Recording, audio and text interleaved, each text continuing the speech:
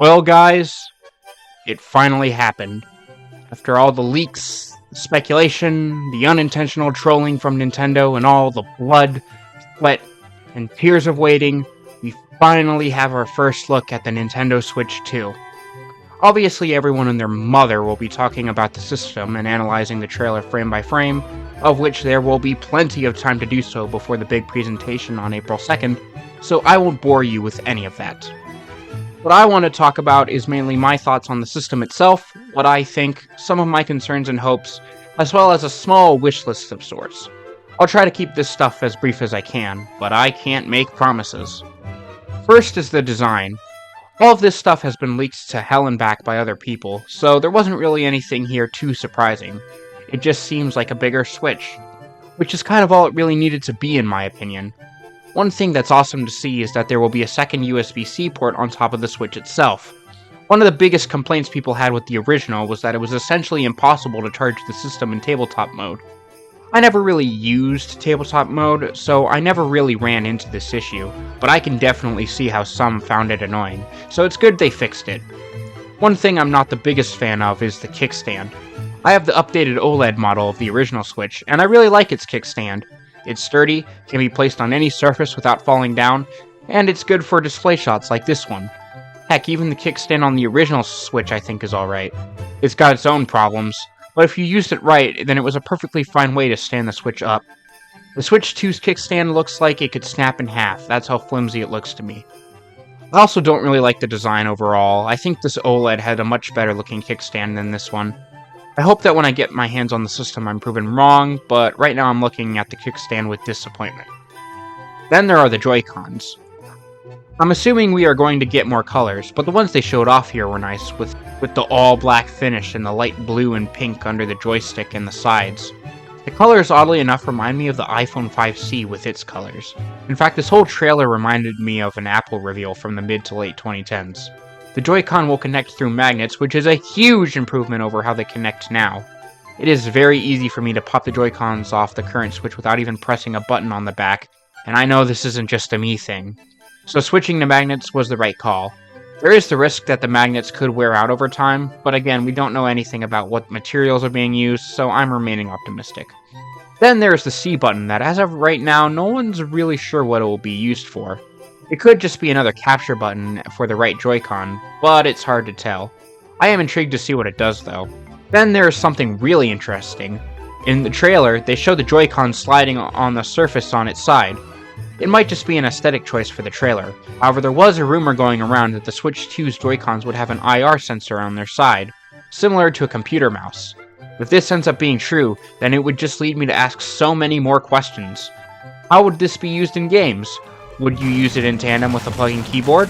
Is this something just for party games, or do they intend to use this with their big releases like Zelda? There's just a lot on my mind with this, and I simply don't know how they could implement this kind of feature into a game, except as a literal mouse replacement. Which, if that is the goal, then hot dang are my days of actually being good at Splatoon over. I mean, Splatoon players with a mouse and keyboard. There's no way I can match any of them. Ugh. Again though, we'll just have to wait and see. The dock I think is fine. Part of me was hoping that it would show more of the screen, but this is perfectly serviceable, albeit similar to the original. Not much to say here. Then they showed us a small preview of the new Mario Kart, or Mario Kart 9, which I hope they don't call because it's boring. I don't have much to say on the game as I am mainly focused on the hardware for this video, but I think DK's new character model is kinda ugly. All the other character redesigns look fine, but something about the way he looks is just off, mainly around the eyes. I think the old DK model looks a lot more consistent. Don't you think so, old DK? Yeah. That's what I like to hear. Then they gave us details, including backwards compatibility, the Direct in April that will give us more information, and some cool events where people will get a hands-on look at, which, hey Nintendo, there are these wonderful cities called Washington, D.C. and Baltimore that exist, you know? Maybe one of your fans lives in those areas and would like to try the system out, you know? Just saying. Yes? No? Maybe? I don't know. As for backwards compatibility, that was something that we already knew, but it was nice to see that it works with both physical and digital purchases. I'm personally team physical for, well, a number of reasons, but there are some digital games I own, so it's nice I will be able to play those as well. I hope that some games will be enhanced in some way if they are played on the Switch too, kind of like how some PS4 games are with the PS5. I'm not asking for every game to be like this, but I think the main heavy hitters would benefit a lot by being played on a new system. Just imagine playing Breath of the Wild and Tears of the Kingdom, Super Mario Odyssey, Splatoon 2 and 3, Pikmin 4, all the Xenoblades, New Horizons, Smash Ultimate, Luigi's Mansion 3, and all the Mario spin-off games with that kind of power. It would rule. Maybe even Pokemon games can actually run decently. Okay, so I wrote that in the script, but I just want to say if anyone from the Pokemon Company is watching, I know that game development is really, really hard, and I know you guys work really, really hard. This is just kind of like a joke, if so. Yeah, all that stuff. Yeah, so if you wanna do that, then be my guest. Also, I know that some are concerned with this little blurb here saying that not all games may work, but I'm not really concerned. I think they are mainly talking about third-party stuff and things that will require accessories designed for the original Switch. Say Nintendo Labo or Ring Fit. I think most games will work fine. Overall, the system itself looks just like a Switch, but more, which I'm perfectly happy about. I'm glad that Nintendo are finally over the whole gimmick thing and just focused on making systems that play games. Is it sad that it takes away much of the suspense and mystery that other systems had? A little. I'll always remember when the original Switch was just the NX and everyone was wondering what it would be. But trust me, this is the way to go in my eyes. The Switch has already sold well, so it would be dumb to just do something new and kill that momentum. I think this is going to be a good system with awesome games. Again, we won't know everything until April 2nd, but I think it's safe to say this will be decent. To end off, I want to talk about some of my wishes for the system, in no particular order. Number 1. Better eShop.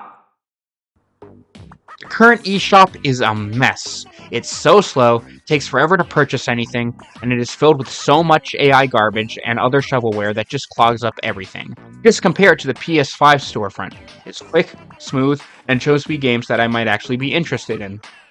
And that's not even mentioning Steam. Make the new eShop run better and have a more user-friendly interface. Number 2. Better online. For all the problems the Wii U had, one thing I can say it did better than the Switch was online. It had traditional usernames, was easy to add new people, the games actually ran pretty well with very few disconnects, and Miiverse was a fun, albeit weird, service.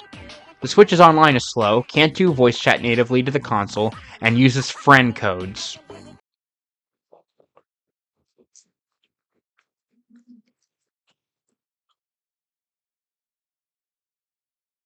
Friend codes? Why? Go back to usernames, please. It was just objectively better. Invest in better servers, make voice chat native, and why not bring back something like Miiverse? It was cringe, but it was the charming kind of cringe. Add a game invite list, party feature, messages, and custom themes like Xbox and PlayStation, and we're all set. Basically, I want Nintendo to enter the year 2007. Is it really that hard to ask? Number 3. Put classic games on the system on day 1. This one seems obvious, but it's very easy that they could mess this up. When I boot my Switch on day 1, I want to immediately be able to download the Switch Online apps from NES through N64, Game Boy to GBA, and instantly have access to all these games. I think they should add a lot more here. Wii, GameCube, DS. But this should be here at the bare minimum. No more waiting a few months to receive it. Number 4. Fix the drift. Please, good God. Good Lord, Joy-Con drift sucked. I won't go into the whole mess here, but I just hope that these new Joy-Cons don't have any major issues with them again. Knowing how Nintendo handled the whole thing last time, I hope they learn their lesson, because that was a shit show if you ask me.